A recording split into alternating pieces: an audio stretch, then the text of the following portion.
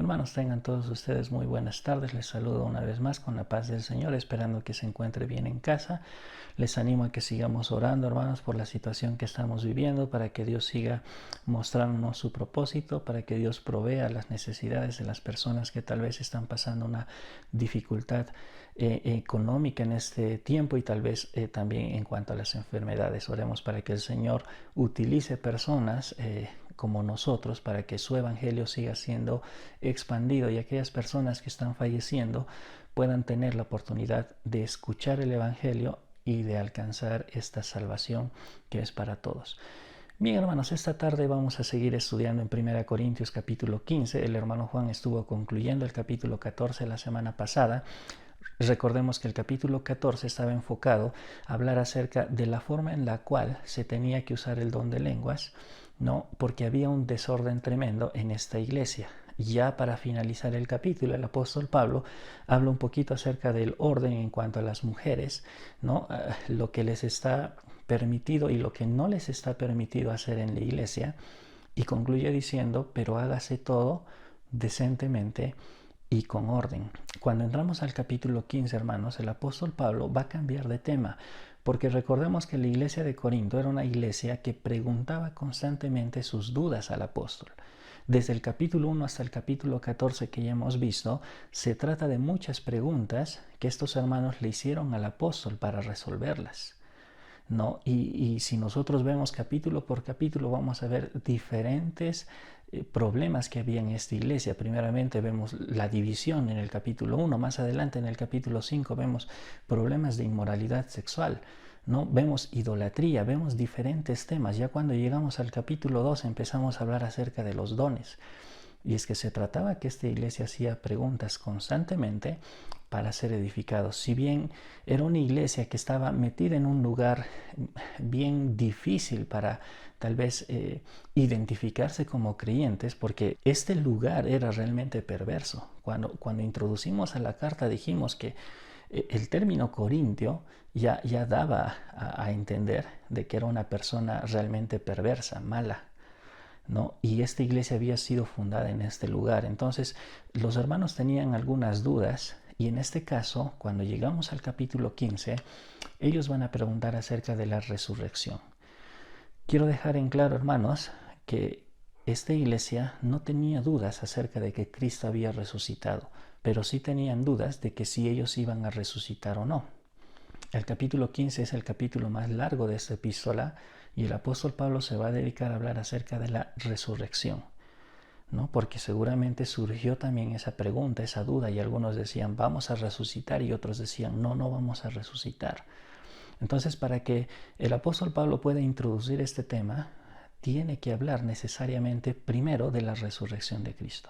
Si bien es cierto que ellos no dudaban de que Cristo había resucitado, el apóstol Pablo vio necesario que ellos vean los fundamentos de la resurrección de Cristo, porque, hermanos, el cristianismo está basado en la resurrección de Cristo. Y vamos a leer unos versículos más abajo del capítulo 15 para empezar. 1 Corintios capítulo 15, versículo 13 y 14, hermanos. Fíjense lo que dice la palabra de Dios. Versículo 13 dice, porque si no hay resurrección de muertos, tampoco Cristo resucitó. Y si Cristo no resucitó, vana es entonces nuestra predicación, vana es también vuestra fe. En este pasaje, hermanos, vamos a ver un resumen de lo que el apóstol Pablo quiere enseñar. Y es que él está diciendo, si ustedes creen en la resurrección de Cristo, tienen que creer que también ustedes van a resucitar. Y eso es lo que va a explicar en este capítulo. El tema del mensaje en esta noche, hermanos, es la importancia de la resurrección de Cristo. Vamos a ver 5 evidencias y antes de empezar vamos a orar. Oremos, hermanos. Señor, te damos gracias por este tiempo, gracias por todos mis hermanos que están viendo este video. Ruego, Señor, que tu palabra pueda edificar nuestras vidas y también, Señor, que tú nos limpies de todo pecado para poder tener una plena comunión contigo, Señor. Te amamos, dejamos este tiempo en tus manos, en el nombre de Cristo Jesús. Amén. Bien, hermano, vamos a ver 5 evidencias acerca de la resurrección de Cristo, porque el apóstol Pablo lo marca como algo muy importante para que los hermanos entiendan de que sí van a ser resucitados. La primera evidencia, hermanos, que vemos en los primeros versículos del capítulo 15 es la iglesia. La iglesia es la primera evidencia. Fíjese, versículo 1, versículo 2, dice así la palabra de Dios del capítulo 15. Además os declaro, hermanos, el evangelio que os he predicado, el cual también recibisteis, en el cual también perseveráis.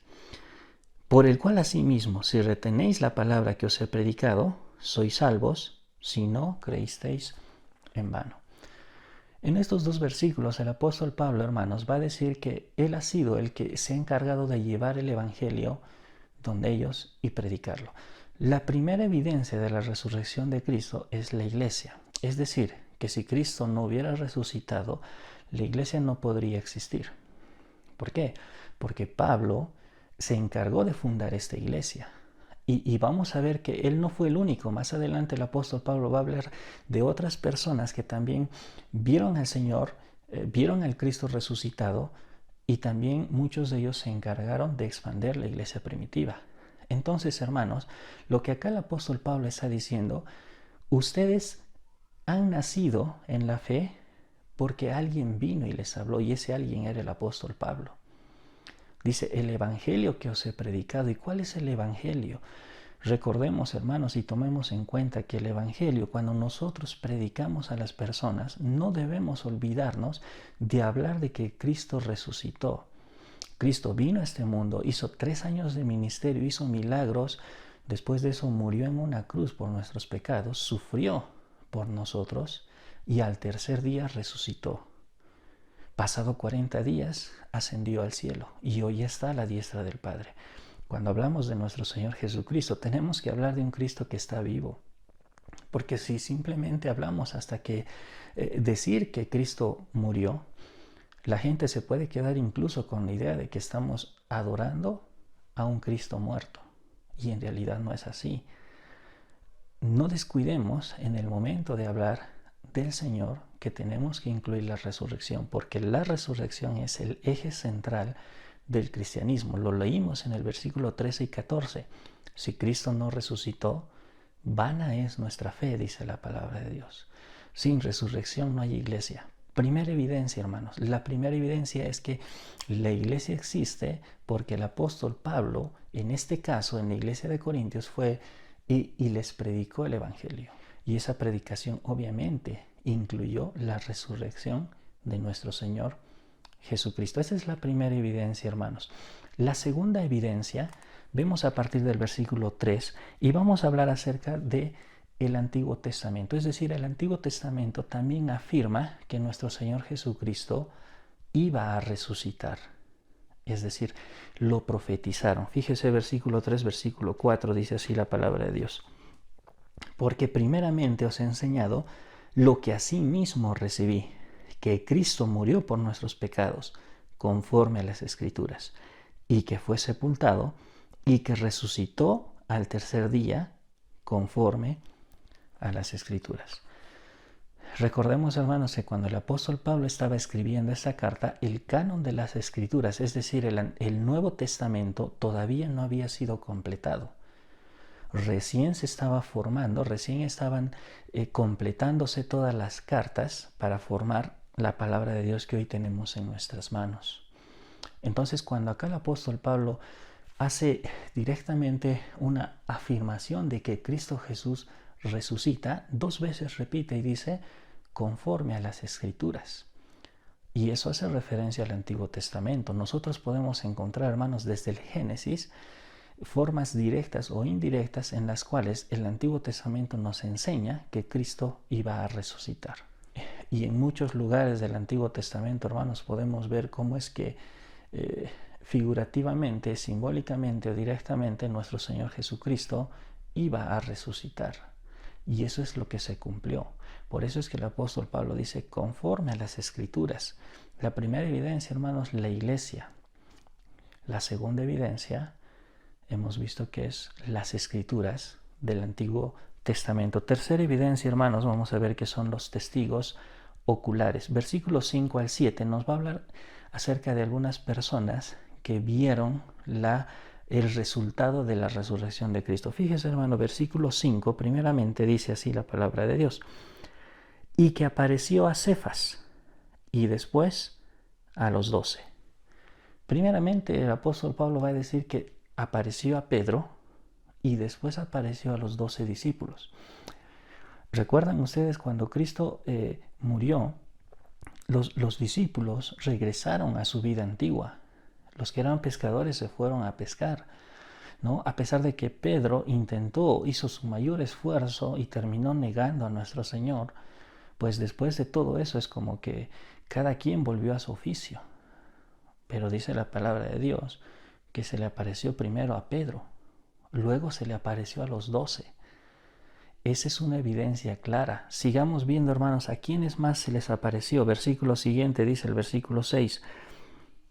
Después apareció a más de 500 hermanos a la vez, de los cuales muchos viven aún y otros ya duermen. Acá el apóstol Pablo está diciendo que aparte de los 12, también se les apareció a 500 personas. Y que habían vivas todavía algunas de esas personas en el tiempo que el apóstol Pablo estaba escribiendo esta carta. Eran prueba viviente de ver al Cristo resucitado.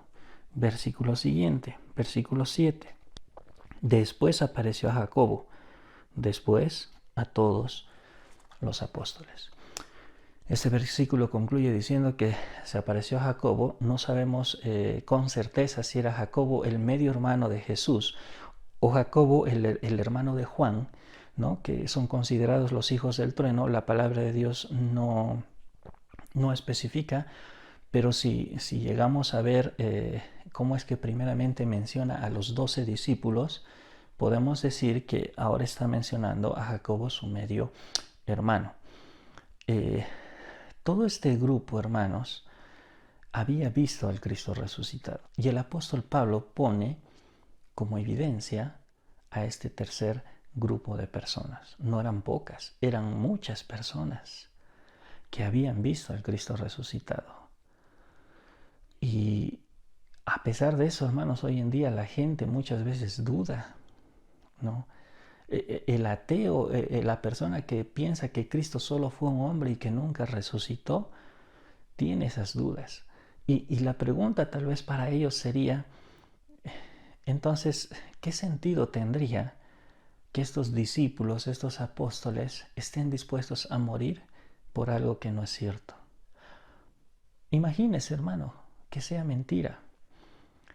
¿Por qué ser perseguidos? ¿Por qué morir por la causa de Cristo? ¿Por qué morir por un Cristo que no resucitó? No tiene ningún sentido. Ellos vieron al Cristo resucitado. Y si estaban dispuestos a ir hasta la muerte, era justamente porque estaban seguros de que Cristo era Dios y que Cristo resucitó de los muertos. Esa es la seguridad que nosotros debemos tener, hermanos. Si bien es cierto que nosotros no hemos estado en el momento, sabemos que esas personas sí. Y si la Iglesia de Dios existe hasta hoy en día, no es simplemente una coincidencia, no es simplemente algo sin sentido, es porque realmente Cristo resucitó. Y Cristo lo dijo, que su Iglesia no se iba a terminar, no iba a ser extinguida. ¿Por qué? Porque hubo gente que depositó toda su confianza en Él. Gente que vio al Cristo resucitado y que se encargó de expandir el Evangelio. Gracias a esa gente que tuvo ese valor de predicar aún poniendo en riesgo su propia vida, nosotros hoy en día podemos tener la palabra de Dios en nuestras manos y en nuestro país al menos leerla libremente. Hermanos, la cuarta evidencia vamos a verlos en los versículos del 8 al 10. Fíjese, dice versículo 8 al 10, nos va a hablar acerca de un caso especial y es que acá se va a mostrar el apóstol Pablo también como evidencia. Fíjese, dice versículo 8, y al último de todos, como a un abortivo, me apareció a mí, porque yo soy el más pequeño de los apóstoles, que no soy digno de ser llamado apóstol, porque perseguí a la iglesia de Dios. Pero por la gracia de Dios soy lo que soy, y su gracia no ha sido en vano para conmigo. Antes he trabajado más que todos ellos, pero no yo, sino la gracia de Dios conmigo. Acá vemos que primeramente el apóstol Pablo se humilla y se considera un abortivo. Dentro de lo que es el texto original, hermanos, lo que el apóstol Pablo está queriendo decir con esta palabra es que él ha sido rescatado. Es como que él siente que debería haber muerto. ¿Por qué? Porque él perseguía a la iglesia del Señor. Él se encargaba de apresarlos, de dar la orden para matar. Dice la palabra de Dios cuando muere Esteban que Saulo consintió en su muerte. Y cuando el apóstol Pablo recibe el llamado, él dice, yo sinceramente no merezco esto, no merezco. Humildemente él dice, yo no debería ser llamado apóstol. El apóstol Pablo no tuvo el privilegio de pasar 3 años de su vida cerca al Señor Jesucristo. Y hay algo extraordinario en la historia del apóstol Pablo, que el Señor Jesucristo se le aparece después de su ascensión. Cuando Saulo de Tarso, porque así se llamaba antes, está yendo por el camino a Damasco, se le aparece el Señor Jesucristo y le dice, Saulo, ¿por qué me persigues? Ahí podemos ver, hermanos, un hecho sobrenatural y cómo es que el apóstol Pablo ha sido seleccionado para llevar el Evangelio. Y después no habla de él mismo con orgullo, ¿no? Diciendo que he hecho más. Si nosotros vemos, hermanos, los resultados del Nuevo Testamento, una gran mayoría de lo que tenemos en nuestras manos es escritura del apóstol Pablo bajo la inspiración del Espíritu Santo, es decir, es palabra de Dios. Pero aún así, el apóstol Pablo se considera hasta el más pequeño de los apóstoles. Esa es la humildad que debe haber también en nosotros, hermanos. Podemos aprovechar este punto para hablar y decir que cuando nosotros somos algo en el Señor, cuando nosotros tenemos una buena habilidad, tenemos un buen habla, tenemos una buena posición, ya sea en la iglesia, en el trabajo, donde estemos, es simplemente por la gracia de Dios. No es por lo que nosotros somos, no es por lo que nosotros merezcamos. Porque al final el apóstol Pablo concluye el versículo 10 diciendo, pero no yo, sino la gracia de Dios conmigo. Eso es lo que nosotros deberíamos decir, hermanos.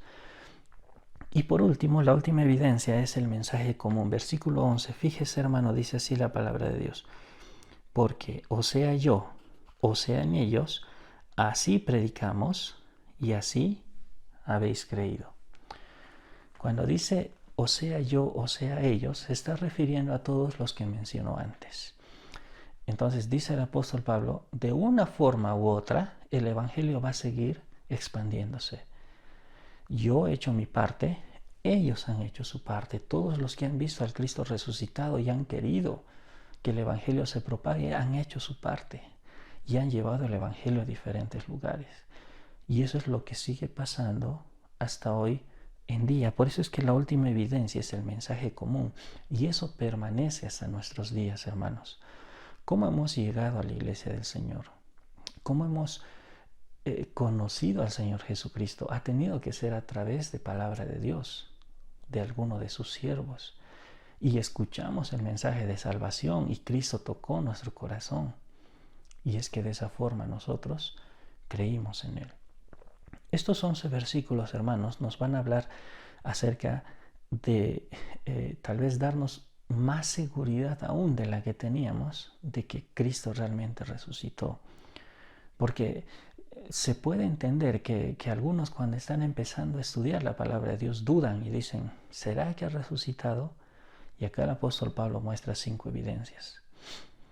Y yo le animo, hermano, a que nosotros con esa seguridad de que tenemos un Cristo resucitado, sigamos predicando la palabra de Dios. Más abajo el apóstol Pablo va a hablar acerca de la resurrección de nosotros, es decir, de los creyentes. Porque esa es la duda que había surgido en esta iglesia. Pero hermanos, nuestra fe está basada en la resurrección de nuestro Señor Jesucristo. Recuerda, hermanos, si Cristo no resucitó, vana es nuestra fe. Y cuando hablamos del Señor, tenemos que hablar de un Dios vivo, Tenemos que hablar de que Cristo está vivo y está sentado a la derecha del Padre, a la diestra del Padre. Yo le animo, hermano, hermana, que usted fortalezca su fe viendo cómo es la palabra de Dios que nos muestra una vez más que Cristo realmente resucitó. Y que a través de esta confianza que tenemos, vayamos y prediquemos, hermanos. Y prediquemos a este Dios vivo que vive justamente en nosotros. Del versículo 2 en adelante, el apóstol Pablo ya va a empezar a resolver la duda de los hermanos y eso lo vamos a ver más adelante. Vamos a orar, hermanos, y terminamos con este tiempo. Señor, te damos gracias por este día. Gracias, Señor, por tu palabra. Ruego, Señor, que cada uno de mis hermanos, incluyéndome, podamos ser edificados, Señor, y podamos tomar en cuenta todo lo que hemos visto en estos versículos, Señor. Siempre danos esa seguridad. Danos esa certeza, Señor, de que todo lo que dice tu palabra es correcto, es verdadero, y que basados en la resurrección de nuestro Señor Jesucristo, nosotros podamos también testificar, hablar de ti, Señor, de tu salvación. Te agradecemos por este tiempo, te amamos, en nombre de Cristo Jesús. Amén. Bendiciones, hermanos.